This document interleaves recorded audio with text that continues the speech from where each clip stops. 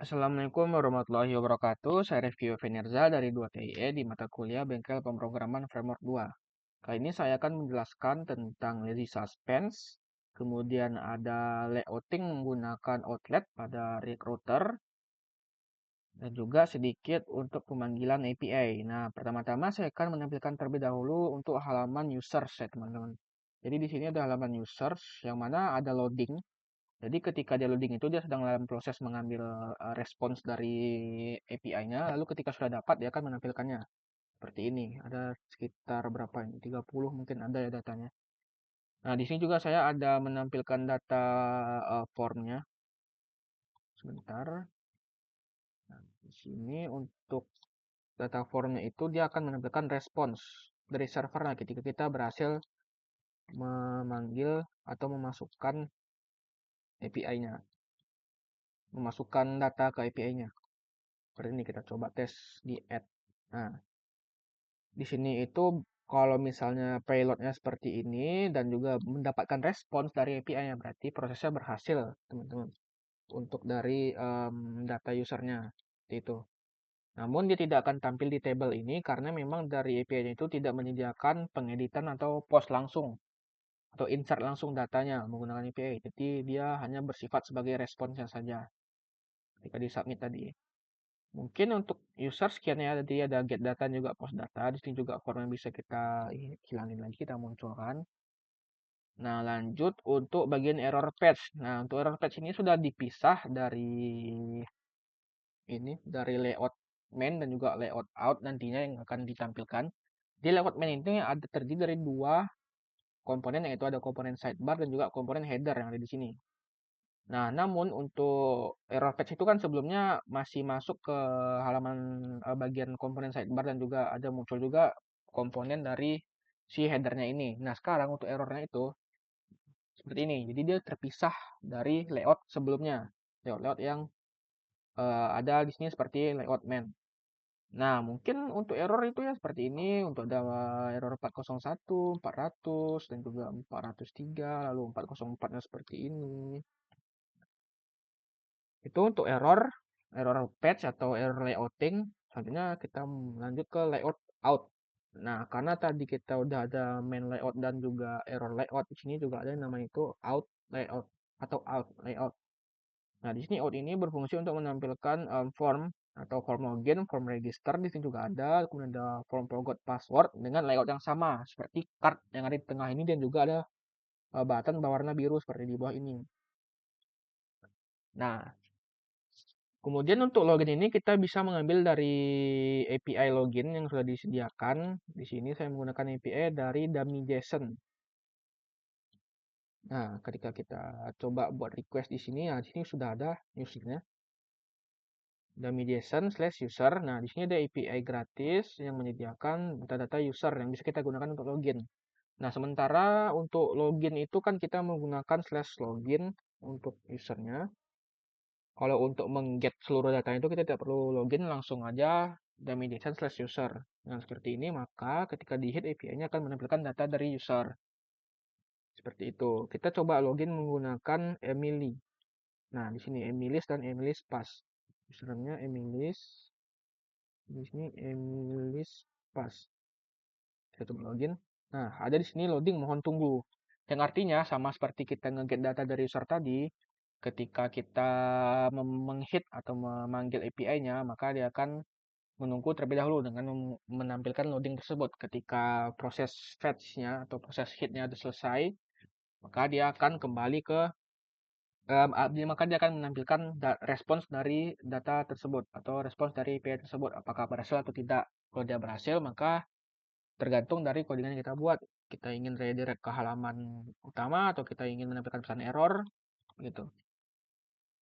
Mungkin lanjut kita coba untuk akun yang salah atau invalid credential. Di sini misalnya namanya admin terus passwordnya 123. Ketika kita lakukan login, dia pertama nge-fetch, mohon tunggu, lalu di sini muncul pesan invalid credential yang artinya ketika dia nge-get data itu tidak ada data yang cocok. Yang artinya itu ketika kita lihat di datanya ini tidak ada yang namanya admin. Begitu untuk dari respons JSON-nya. Nah, mungkin sekian untuk pemanggilan sedikit pemanggilan API menggunakan post dan get tadi di tabelnya. Ya, seperti inilah saya kasih tunjuk terlebih dahulu untuk pemanggilan postnya itu. Pertama dia akan set loadingnya dulu dan set errornya false. Lalu ketika dia nge-fetch atau nge-post datanya itu, dia akan ngambil dari variable username dan password dari formnya, kemudian dia ngambil responsnya. Ketika respons statusnya itu 200, dia akan nampilkan errornya. Atau yang artinya itu 200 itu, ya maaf sebelumnya. Jadi di sini ketika dia bukan 200 ya, yang artinya kalau dia 200 itu sukses. Jadi ketika dia bukan 200, maka dia akan menampilkan error dari servernya. Ketika enggak, dia bakal langsung redirect ke halaman 1 dan menyimpan sesi usernya.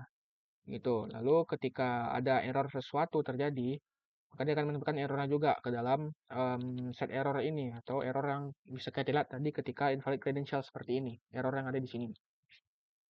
Lanjut ketika semuanya sudah dapat atau kita sudah menyelesaikan proses scan dan catch ini, maka finally set loading itu akan diubah ke false seperti itu. Nah, untuk ke bagian usernya ini seperti ini ya, untuk nge-get datanya ya. Dummy JSON slash user saja, kemudian datanya itu diambil ke dalam metode set user di sini, lalu sini ada merah. Oh, use navigate-nya nggak kepake, jadi kita hapus saja. Oke. Nah, jadi ketika dia get data, maka dia akan mengambil data tersebut ke dalam metode set user sini. Lalu dia akan ngeset loadingnya itu sebagai false. Nah, untuk nge-get data ini sebenarnya agak sedikit berbeda karena kita menggunakan use effect. Jadi use effect ini berfungsi ketika kita merefresh halaman atau meload komponen itu ulang, maka dia akan kembali nge-get datanya. Atau setiap kali komponennya itu di-load atau dimuat, maka dia akan memanggil metode get data ini. Oke, mungkin sekian untuk pembahasan latihan. Saya akan lanjut ke pembahasan dari project.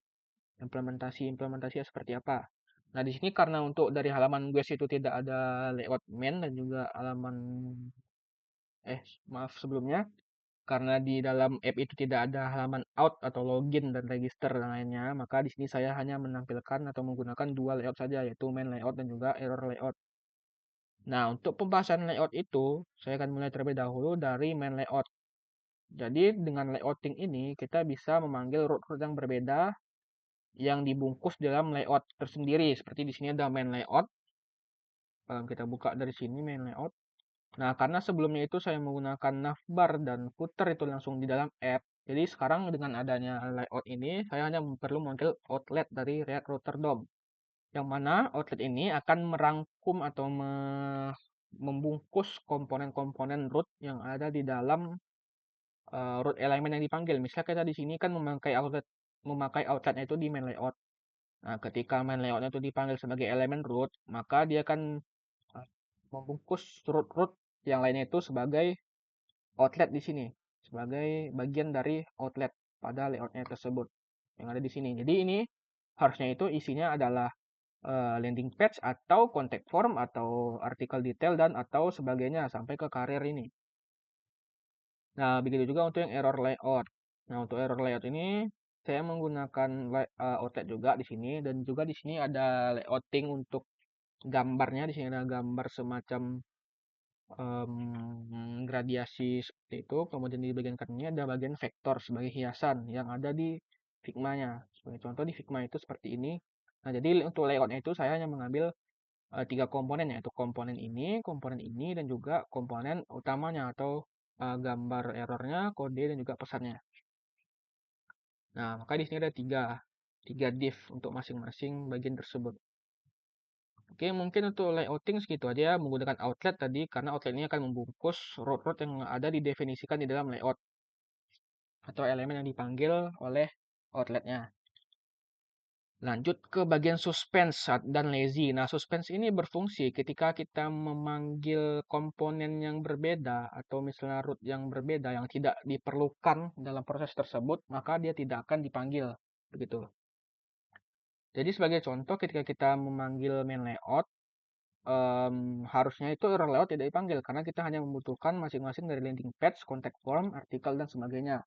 Sementara kalau yang error layout ini tidak diperlukan karena dia itu berbeda gitu komponennya dari yang main layout. Oleh karena itu digunakan yang namanya itu suspense. Nah, sementara untuk lazy ini berfungsi ketika kita mengimport komponennya dan juga dipanggil, dia tidak akan langsung merender komponennya. Karena itu kita menggunakan React Lazy agar bisa cocok ke dalam suspense ini. Seperti itu. Dan di sini juga ada fallback, yaitu halaman yang ditampilkan ketika dia nge-load komponen lain. Jadi ketika kita berpindah atau nge-load komponen lain dari main layout ke dalam error layout, maka dia akan memanggil komponen loading atau halaman loadingnya. Seperti ini untuk halaman loadingnya. Nah, hanya seperti halaman loading biasa dengan spinner ya di sini. Nah, seperti itu untuk yang React Lazy Suspense.